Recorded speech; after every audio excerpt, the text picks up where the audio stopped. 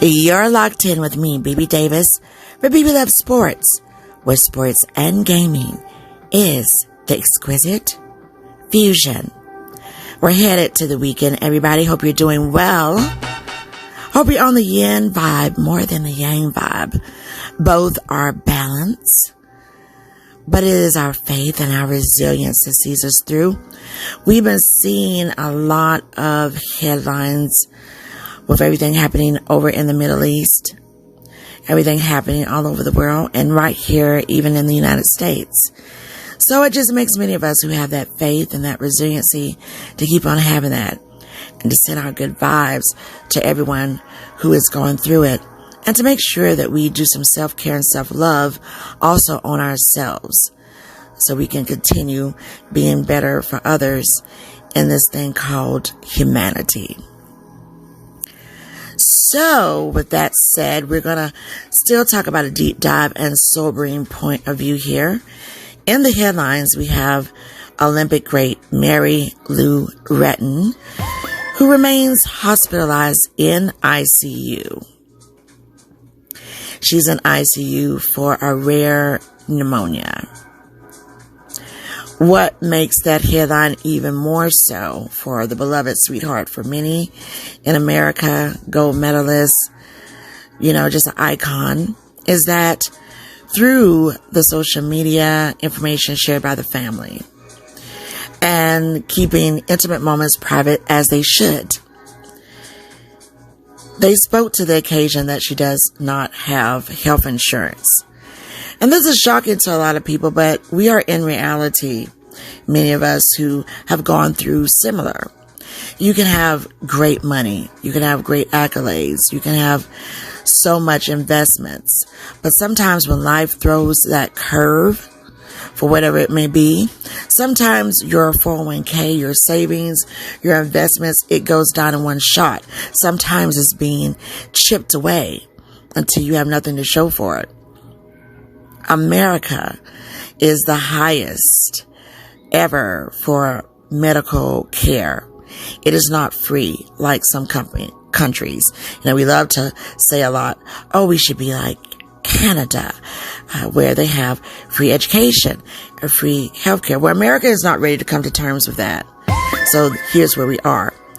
Now, for the America that I love, there are many agencies that are funded by many people who want to remain anonymous and people who don't want to remain anonymous, by many people who give sponsorships to have facilities in place for people who come on hardship.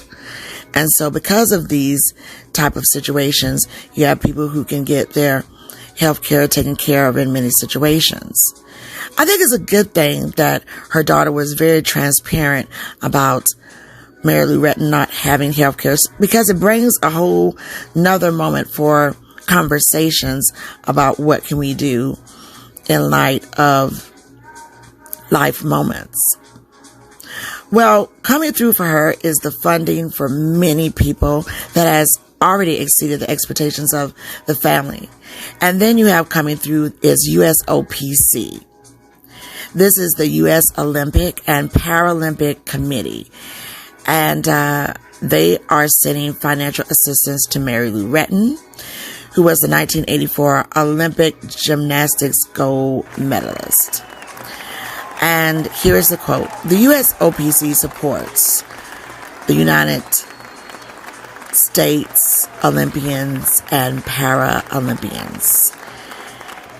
The relief fund is to offer aid to the U.S. Olympians and Paralympians facing significant hardships due to illnesses, death, or extenuating circumstances.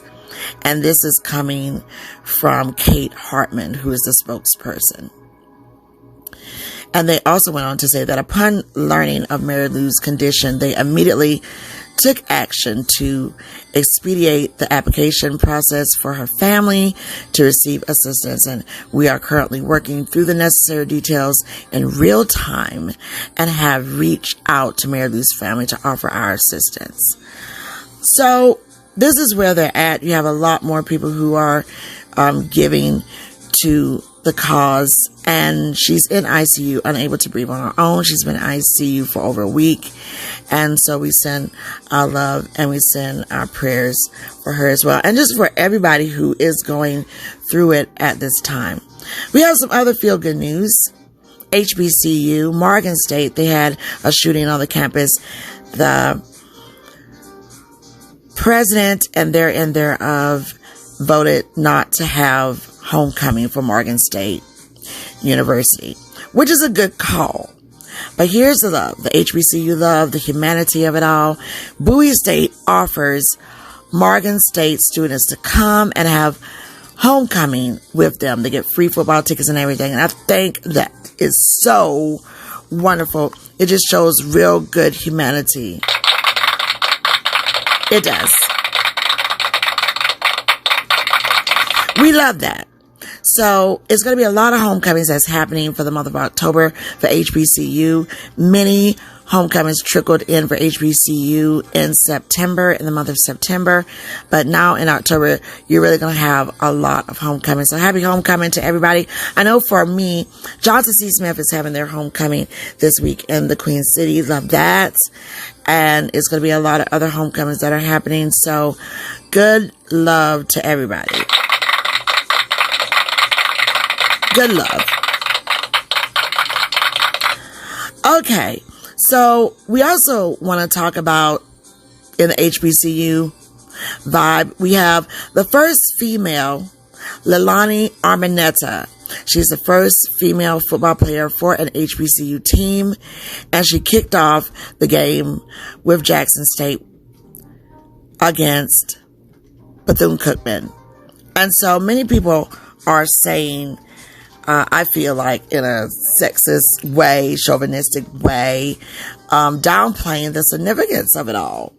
You know, she was a freshman that joined 4 days before the football season began, okay?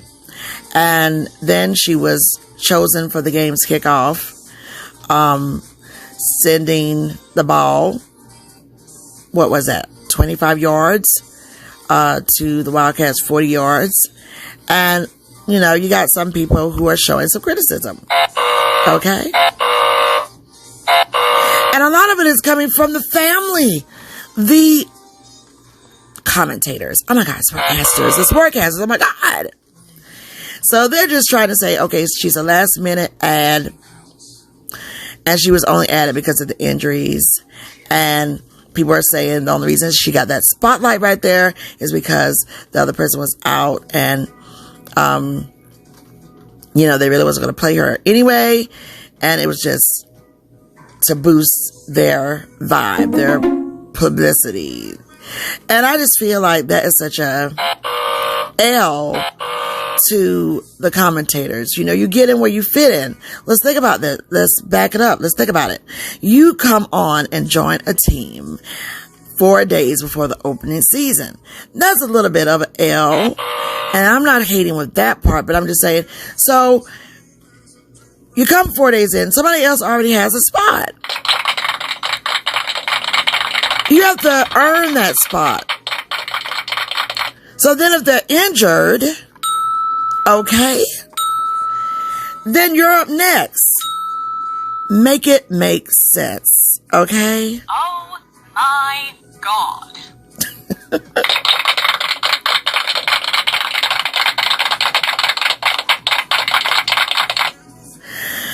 So, you know, some people even say that, okay, she's a white player of Caucasian race. She chose a HBCU school, historically black college, university, institution. So some people say, well, she did it so she could get a little bit more highlights over there, you know, just for a stepping stone. Will she stay there? But you don't know if she's going to stay there or not. Only time will tell. But I do feel like, you know, let's try to be a little more gentle, okay?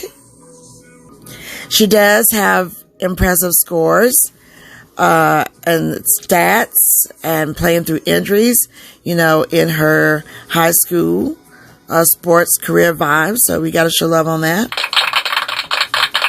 But the point is, she got a chance to do what she needed to do on a collegiate level. So I think that whatever reasons people want to talk about, let's just try and keep the yin side of it. She's doing what she loves. There's no one that's stopping her. She's making her history, and we'll just have to see what happens. But no, she was not supposed to come in to take somebody else's spot who's already had been there. The way the life rolls, she got a chance. So I think we don't need to read any more into that. Okay? Do you know who I am? I don't like to read stuff into things, okay? Totally fabulous. All right. So let's talk about some more stuff here for sports. So keep it locked.